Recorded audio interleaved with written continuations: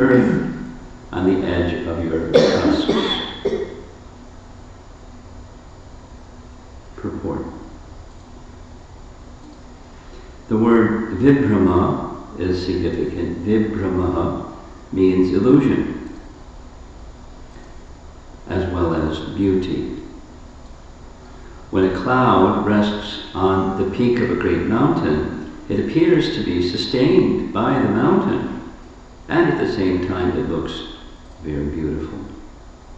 Similarly, the Lord has no need to sustain the earth on his tusks, but when he does so, the world becomes beautiful, just as the Lord becomes more beautiful because of his pure devotees on the earth.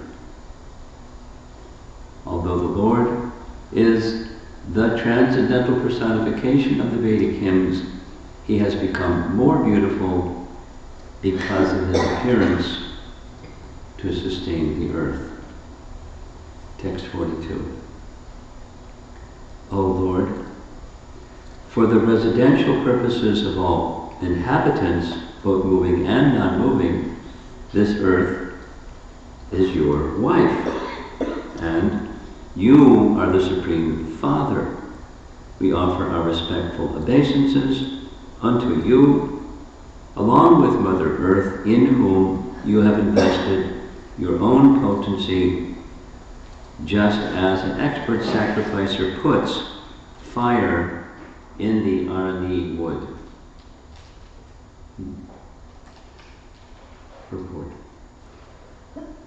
The so-called law of gravitation, which sustains the planets, is described herein as the potency of the Lord. This potency is invested by the Lord in the way that an expert sacrificial brahmana puts fire in the arani wood by the potency of Vedic mantras. By this arrangement, the world becomes habitable for both the moving and non-moving creatures. The conditioned souls, who are residents of the material world, are put in the womb of Mother Earth in the same way the seed of a child is put by the father in the womb of the mother. This conception of the Lord and the earth as father and mother is explained in Bhagavad Gita 14:4. Conditioned souls are devoted to the motherland, in which they take their birth, but they do not know their father. The mother is not independent in producing children.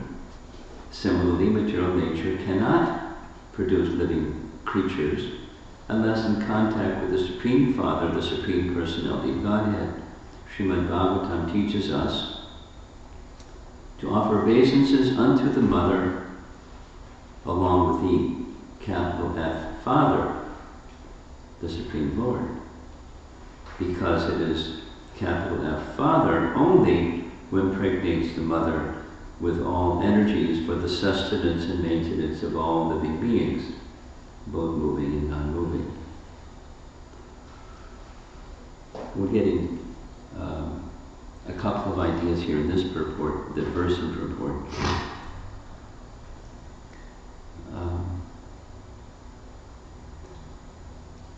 One is the floating of the planets in space.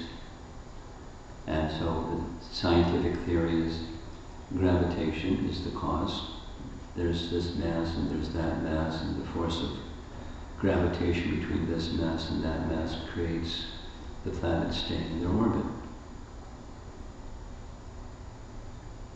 And what Srila Prabhupada is expressing here is there's a potency invested in each planet, the potency of the personality of Godhead.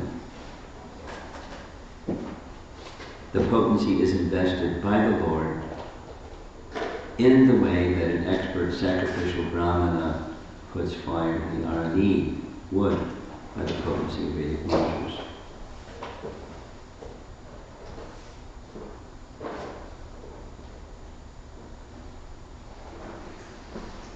Now, the verse doesn't speak about the planets staying in orbit, rather the potency of the earth that sustains the moving and non-moving beings. So that's the second part of what's there. As the father gives the seed to the mother, then the mother, the womb of the mother can produce the body for the child. And both are required by the father. And where does the seed of today's father come from? And where does the capacity of the mother come from to produce child? It's that same original father. And so similarly, as in the worldly sense, that the earth has the sustaining capacity to produce all varieties of living beings because of the Supreme Father, Aham Bija Pratak Pita. That's the understanding. And not acknowledging the original father, the result is material consciousness, natural material consciousness. It's a default. So he's speaking of the motherland and nationalism and thisism and thatism, which really grip some people and causes this is a good friend and enemy. Those that are assisting my motherland, my nation, their friends, and vice versa. So that's the byproduct of forgetfulness of Krishna. And the sages don't have that problem. They're seeing the sustenance of the living entity. This comes from the capacity of the earth to sustain. And the capacity of the earth to sustain comes from, of course, material nature has potencies, but those potencies do not become effective without the potency of the personality of Godhead.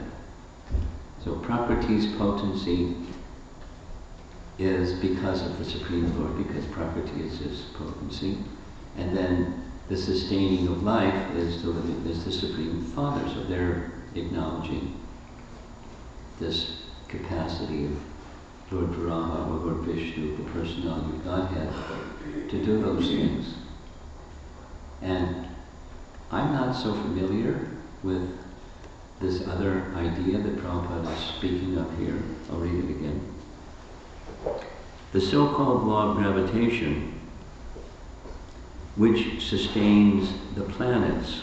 Now, specifically, gravitation doesn't sustain the planets. It's just, the theory is, it sustains their position within space. Not specifically, it sustains the planets. Of course, if they move from that space, then life, as we know, at least from the scientific view, life in the earth, it'll become too hot or too cold or whatever. It'll become uninhabitable if it moved from its space. So gravity is needed to sustain life on this planet. Just too close to the sun or too far from the sun or whatever. Life as we know it would be finished. In that sense, the sustaining of life sustains the planets. This potency, which sustains the planets, is invested by the Lord in the way that an expert sacrificial brahmana puts fire in the Arani wood by the potency of Vedic mantras. Now, this is a different explanation than the conception that I previously had. The conception that I previously had is that Vedic mantras draw from the Arni wood, the fire that's within the Arni wood. You hear twice Prabhupada is saying, the mantra invests fire in the wood. Read.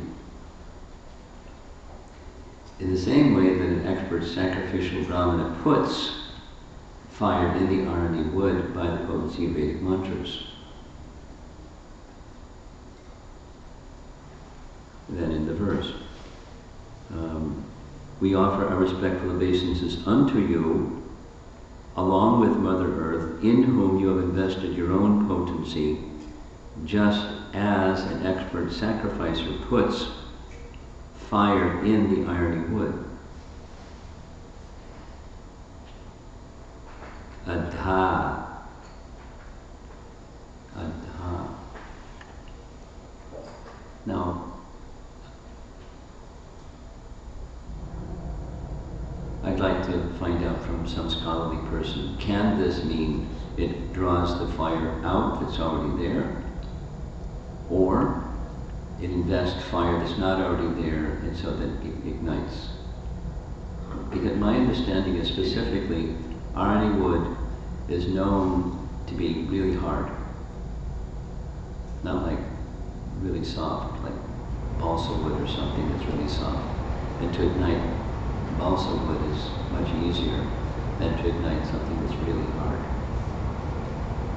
So it's kind of a real challenge, extra challenge because of this hardness. There may be some other features of it. And thus the Vedic mantra is tested because this is my previous understanding, that fire that's within the wood is brought out by the mantra. It's a demonstration of the power of the Brahmana's mantra chanting.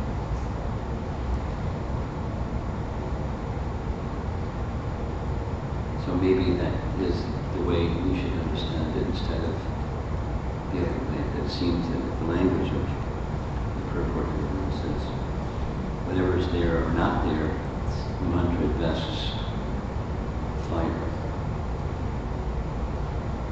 Or the mantra draws the fire. In any case, Prakriti, the principle that Prabhupada would teach over and over is Prakriti can't do anything contradictory to material science that says there's matter, the laws governing matter, there's nothing else, mechanistic science. And it's just a combination of this matter and that matter, and it produces things. Just it moves according by chance to produce things. There's no need for some God or some investor of potencies because the laws are already there, potencies are there. There are potencies there within material nature. That's not denied. But those potencies don't do anything without contact of the Supreme Personality of Godhead, including his part and parcel living entities who are also conscious and animate head, and so it animates matter. Those potencies of Prakriti start to manifest that weren't manifesting before that contact. So the male, female, the father and the mother principle, just like within the body of a potential mother, there's the potential of producing a child, producing a body or a child, but mothers don't produce bodies of children alone without contact with father.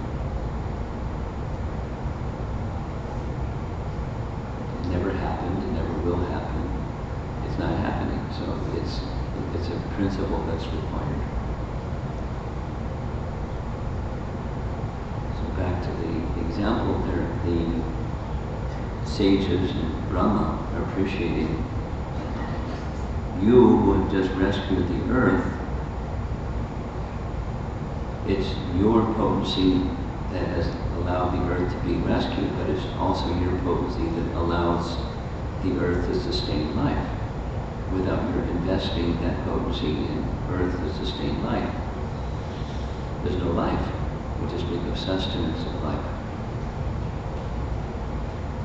And that potency is invested, likened to the brahmanas that invest adha. You have invested your own potency just as an expert sacrificer puts fire in the arni wood.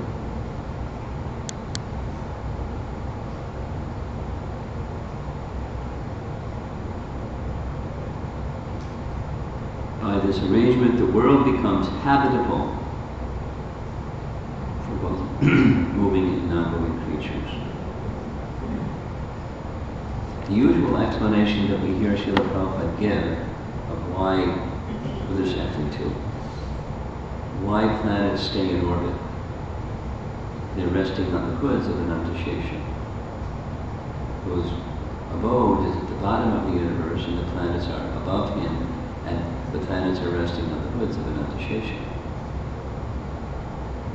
So we don't see Anantashesha. We don't see the hoods of Anantashesha, we see the planets floating in space. But that's the transcendental explanation of why the planets are floating in space, in the way that they are floating in space. Another, and I don't know exactly how they correlate, another explanation has to do with wind. Now in space, I've not understood this explanation, because in space, the general understanding of what space is the absence of the other gross elements. Earth, water, fire, air, and it's just Akash. Yet Prabhupada explains that planets move, they move because of the movements of air. So I don't have an explanation. When I have heard that or read that, it draws a blank. I don't understand it.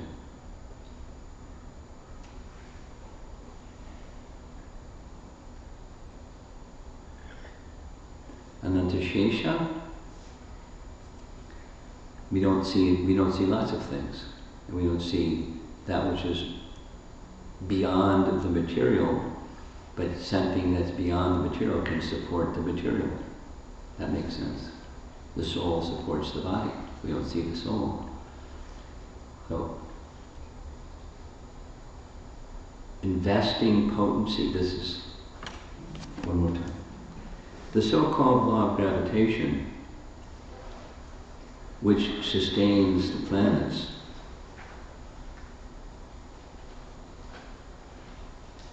is described herein as the potency of the Lord. The so-called law of gravitation, which sustains the planets. So that's confusing. I'd like to read the other commentary of Vishwanath and see what he says. Because it's just recovering the same ground. How does the law of gravitation sustain the planets? It holds it in a place where the necessary temperature and energy from the sun, too close it would burn and too far away it freeze. That's commonly what Prabhupada's explanation is. So that the so-called law of gravitation is actually the potency of the Supreme Lord that allows the Earth planet and other planets to sustain life. That potency is invested by the Supreme Lord, likened to the Brahman investing potency in the Arni wood to like the Arni wood. Not a whole lot of clarity this morning.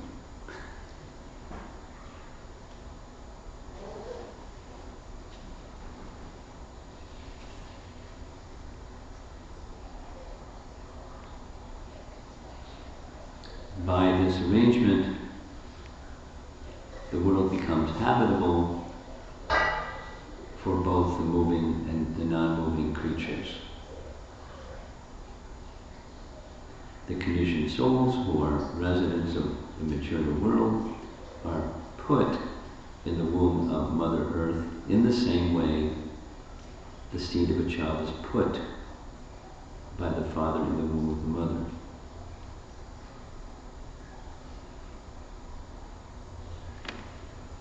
Anybody want to add anything?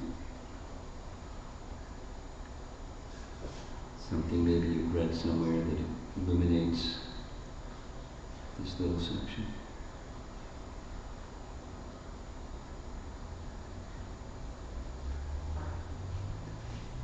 I think I need to consult some devotees that are very conversant in the Bhagavatam. See if they can sort this one out, because it's not clear to me.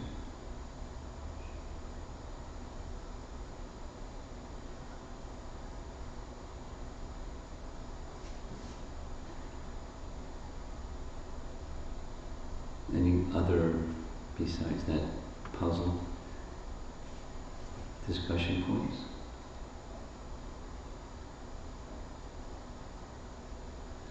Okay, so then, Prabhupada, Srila Prabhupada, Ki. Srila Prabhupada.